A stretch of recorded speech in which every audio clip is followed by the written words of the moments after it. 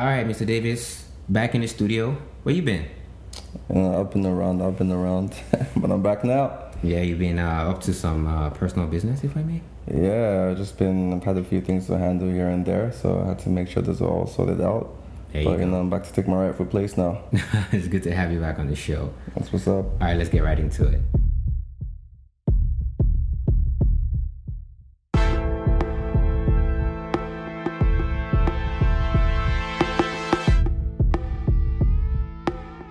All right, welcome to Backyard Conversations. This is episode number 11. We are excited to have you here with us, and we're just going to get right into it, right? The first topic on the day, R. Kelly back in court. Mr. Davies, what did you hear about this? Well, he's back in court and the sexual allegations now coming forward, right? So my hope is that, the justice system takes its required route. Right. Things go as they're meant to go. There's no proceedings like, something coming up that, someone couldn't get prosecuted because, they did some deal back in the day or whatever. Just take the normal course of justice and hopefully the outcome is expected, like what's expected, and justice prevails, right? I hear you. This has been an ongoing conversation for a while. Mr. Kelly has been acquitted before, and we've seen it happen before where he got away with it. And a documentary came out, Surviving R. Kelly, that kind of resurfaced a lot of these allegations. And even now, one of the conversations they're having about these federal cases, because I know it's two federal cases in at least two different cities against him. The fact that he married Aaliyah as she was 15 years old and he was like 27 at the time. And this is something that he got away with back in the day. Yeah, no, that's pretty crazy. And of course, I feel like a lot of things have changed since then as well. I don't think he'll be able to do that now. There's a lot, things are out there now. We've got Instagram, we've got, Twitter, the world, people are a lot more exposed. News gets out a lot more faster. So, unfortunately, that had to happen in a time where, it was harder to, see these things happening, right? But going forward, hopefully this brings awareness to a lot of issues and, we don't see these things happen in the future, right? Hopefully not. Some of the cases brought against him this time include like trafficking and racketeering, and how he's been essentially threatening whoever wants to, speak out against, what he's done or even witness. Yeah, it's crazy. Like all of these, like the news that we're hearing about this. Hopefully, I don't know how much of this is going to be open to the public, wherever. I'm not sure if this is an open trial or what it is. But, it'll be interesting to see, the sort of evidence that comes forward, right? Just to take a look and see, how deep does this go? You know what I mean? How far, especially with allegations of racketeering and trafficking and all these things, just to understand, how this was playing out, right before our eyes, right? Yeah, and another thing a question worthy of posing would be, how would you separate the man from his art? Because recent data came out that, R. Kelly songs are still getting 5 million streams per week. And this is 2021. And obviously, not the entire 100% of his fan base is of African-American descent or even of African descent, but majority are. And these are songs people grew up to, songs people listen to, songs people have been inspired by. So, obviously you probably won't tune into a radio station right now and hear the songs playing, but it's there on Apple Music, it's there on Spotify, it's there on the major streaming platforms. So how do you reconcile that? It's a difficult one because, things like this, music and TV shows or whatever, they're tied to, memories, right, that we've had in our lifetime, nostalgia, all of those things. How do you separate the one song that you maybe played when you were proposing to your now wife for, right, 10, 20 years or whatever? How do you reconcile that, right? Do you say, okay, I'm not going to listen to this guy's music ever again? Or, how it's so difficult because, you hear it maybe somewhere, right? And maybe it still sounds good to you. Do you, block your ears off, not dance? It's very hard, I feel to think about what the right action should be. I think we should probably be active enough to be okay, we're not going to go on Spotify and play his music or whatever, right? Or Apple Music or whatever the case might be. But it's very hard to be okay, if I'm out somewhere and then, I don't know, I'm with some friends, maybe at the club or whatever, and then they play it, what do you do in a situation like that, right? How do you react to it? Yeah. So that's a very, like you say, it's a very, very difficult scenario, and it's very, very comparable, obviously, to like Bill Cosby, right? You look at it, all the allegations against him, and everything is done, and you cannot take away from how many people his art and storytelling has inspired over generations. And it makes you question, like if you check Amazon Prime right now, the Cosby Show is still streaming on there, and so it makes you wonder, how do you separate these people from all these quote-unquote terrible things they've done? Yeah, I mean, I'll say this. There's one thing I'll say is, like, I mean, if you go back in history, and I feel like we're still, for sure, like with music and things like that, it's a lot different because, like, we're consuming, and then I guess it adds into their estate, like their wallets and whatnot. But I mean, one argument I'll make as well is, like, if you look at other products that we consume and like the history behind it, and things like that have come to pass, like today, like medical breakthroughs or whatever, right? Like some of them have a very dark past. A lot of medical breakthroughs that we have today came from, like the anti-Semitist times, like during Hitler and whatnot, and like experiments on people, or even in the States where they experimented on black people and whatnot, and then they had these medical discoveries. Do we now say that now that they have the discoveries because of how they came about, do we not use the medicine, or do you know what I mean? Like, yeah. It's very difficult to sort of place it in that. Where do we stand when it comes to these things, right? Like I know music is a bit different, and we're more able to affect the choice that we make by maybe just not listening to it. But then in other situations like that, you can't really say we're going to stop using that medicine or using that drug, or you know what I mean? Especially if they're the only ones, and if that one company maybe has the patent to that drug, right? So it's hard to say, but I mean, let's see how it goes. Maybe slowly. I think it can be achieved over time, like as it starts to phase out, right? So you have, I don't know, maybe Spotify might phase out his music, or Apple Music might phase out his music, and then people have less access, and over time you can, Yeah, because obviously it's still getting paid with all the streams that people are streaming. Can cancel them over time. Yeah, I like what you said about choice, right? And speaking of choice, there's going to be elections coming up in Canada pretty soon. What have you been reading about it? What have you seen about it?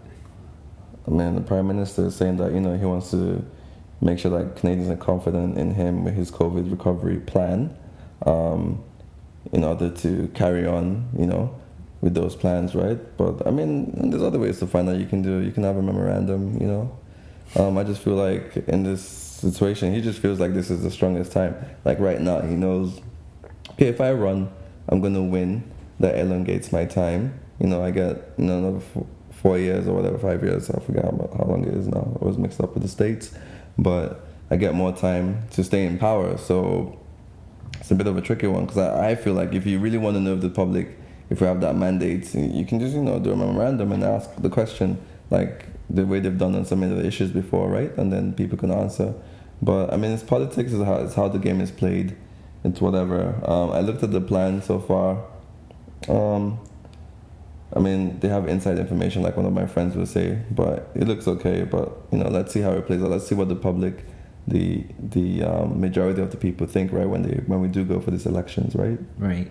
It does seem like every politician, they want to take an opportunity when their popularity is high, right? It does seem like the Liberal Party does have, maybe not too significant of a gap, but they seem to be doing pretty well compared to the other parties, like the Conservative and is it the NDP? And it would make sense that it would want to cash in on that, but one cannot separate this optimism that you see from them, comparing it with the kind of responses and feedback people have. Like, I haven't seen a Justin Trudeau post on Instagram where there's no vile comments in the comment section, or maybe even his Twitter page. For everything he posts, there are people always attacking him on there, and they might be the loudest, but I don't think they represent a majority. So I don't know if you've come across these comments, and what would you say to that? I mean, I feel like the reviews right now, when I listen to people in general, are very mixed.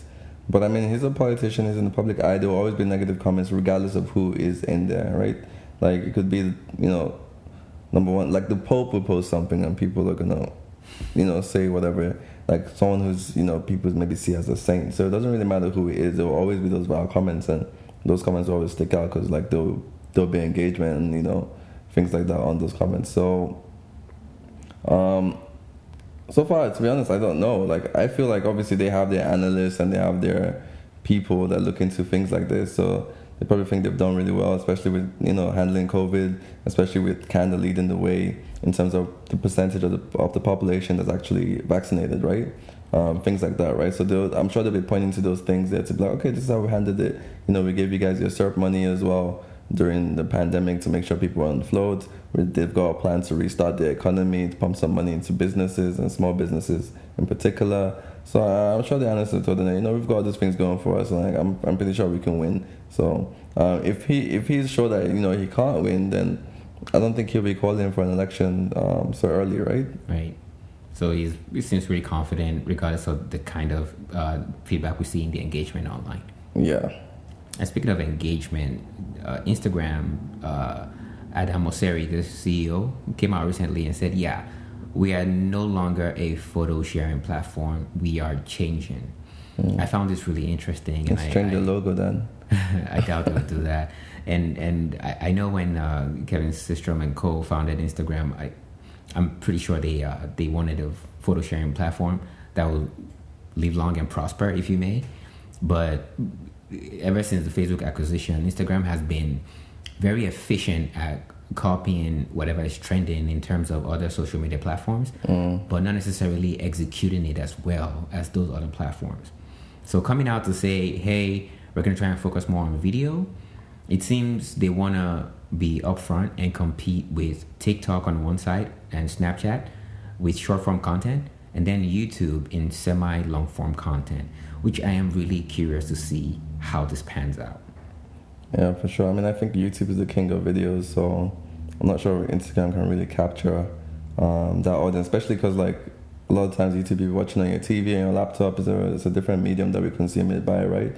But in terms of maybe Instagram expanding, so maybe influencers or people that have used the social space as a source of income can gain more, it could work. I'm not sure how engaging it will be. Like, I feel like there might be too much noise on Instagram. It's like, you know, you're looking at pictures, you're looking at reels, you're looking at the Instagram TV videos or whatever. All of these things just, for me, especially if I'm on Instagram, I like quick content. I'm not gonna lie. If I see a video that is not a reel, I'm probably not watching it all through, because like I would go on YouTube if I want to do that. Instagram, I just want to quickly scroll quickly for 10 minutes or whatever and leave the app. Right?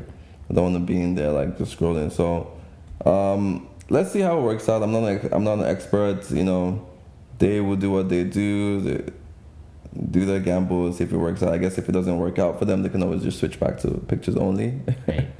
So we'll see how that goes.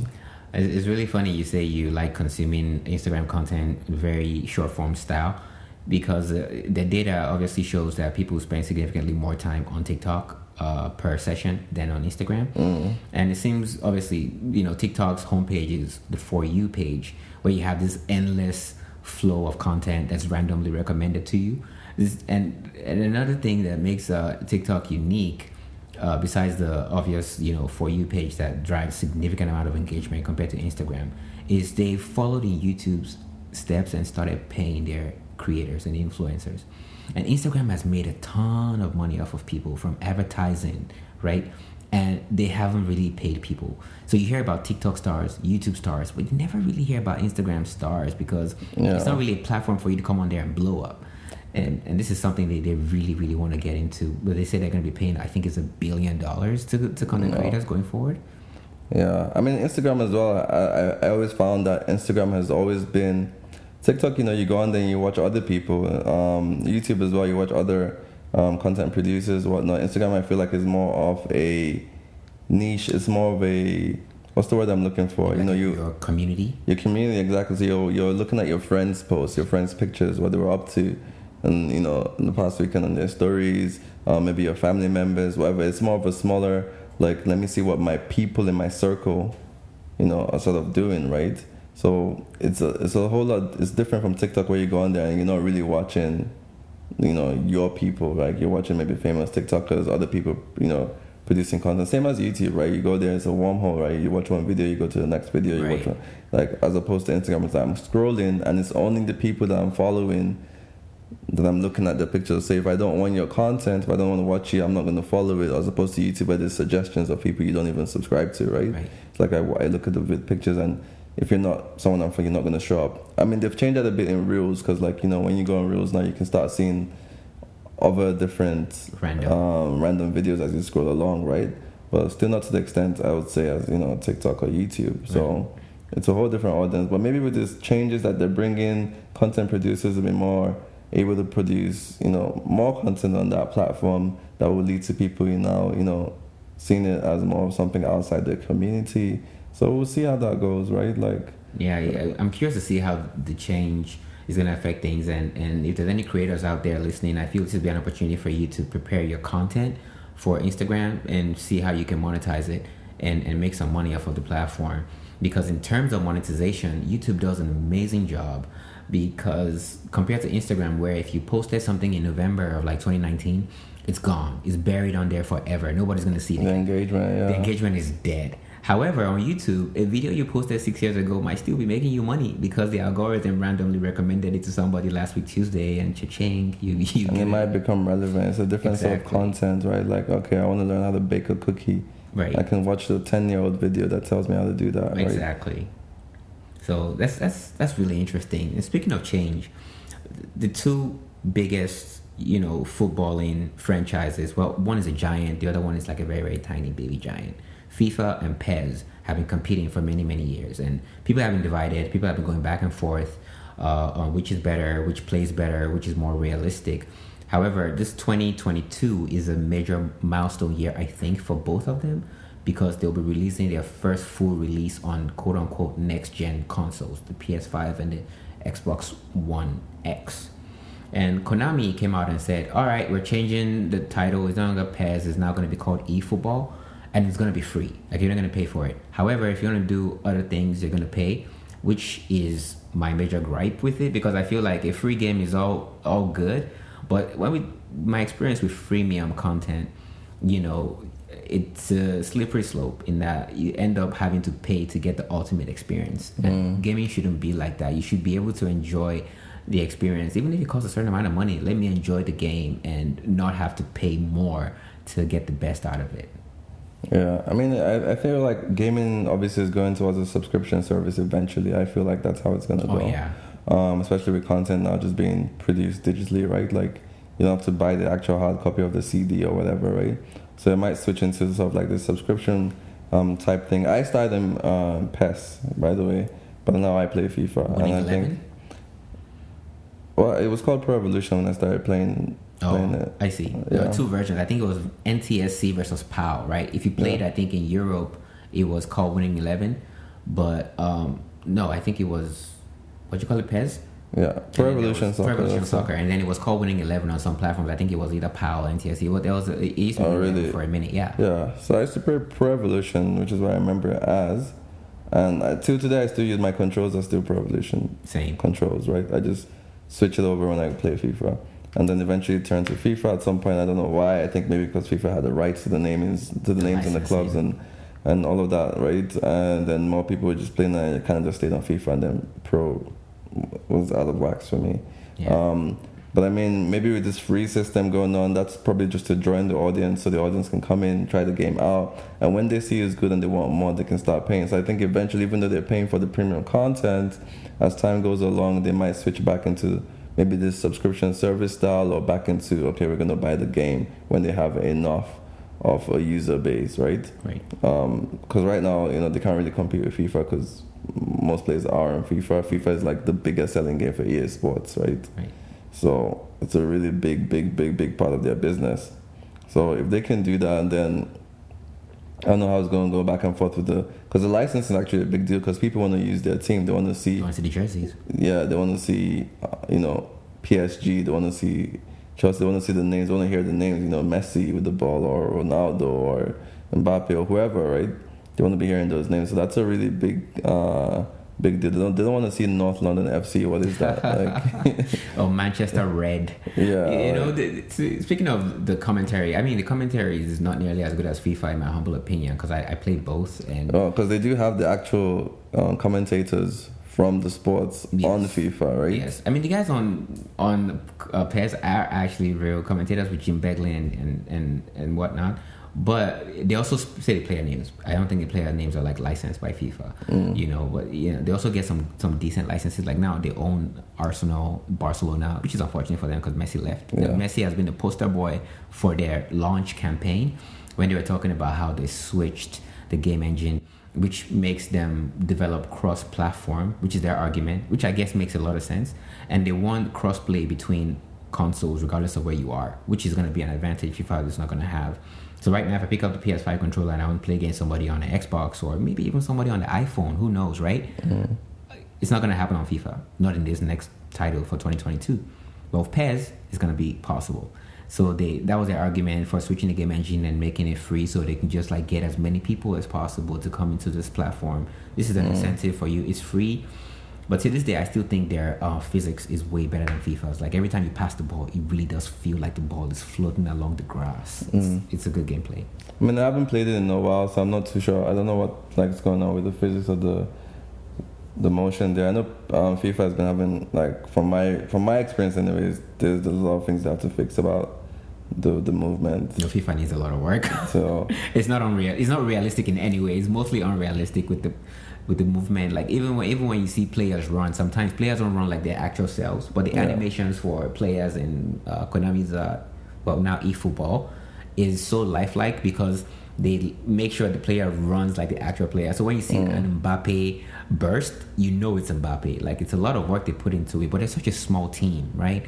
And Konami used to be known for like Metal Gear Solid and these big titles, AAA titles, but they've shrunk in the past years and they don't have nearly as many resources as like now comparable to like EA Sports or Rockstar or you know the guys that do Skyrim, is it Bethesda or the other guys, but I'm really rooting for them. I want them to do really well. I am going to rant about this game, but I will get it when it comes out on the PS5. Yeah, I mean it's free, so there's no harm in trying. So we're definitely going to be trying that out and see how it goes. Yes, definitely. And who knows, maybe it will switch us over. Hey, fingers crossed. And finally, on this episode, I think we should talk about Rihanna. On Billy. Nah. That's you know, she really put in that work. I know, right? I was so impressed. What about you? When you heard this? Yeah, man, she saw a space in the market. She jumped in, go to that space. You see all these companies like, what's her name? What's the other people that was Kylie? The Jenners or whatever. Yeah. Trying to jump in as well after they see Rihanna being all inclusive and trying to jump in on it as well. It's like, no, man. She was there first. She saw the gap. She came in for her people. Yeah. She's been inclusive. You guys had the opportunity. You had years and years to tap into this market. Black women have been screaming that they want their shades, but no, you guys were doing, ghost white powder for the face. Like, who's gonna use that as a black individual?